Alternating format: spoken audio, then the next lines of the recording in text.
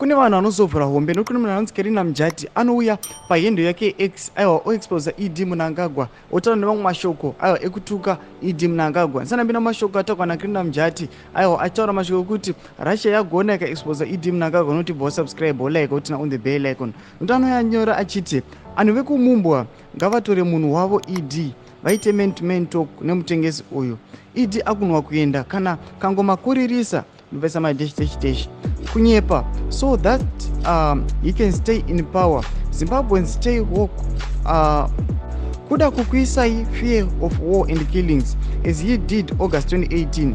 Well done Russia for exposing Emerson Mnangagwa for his selfish lies to hold on to power, causing diplomatic problems. Mashoko anotaurwa naKerina Mjati after ED Mnangagwa aenda kanda matalks na president wekurussia.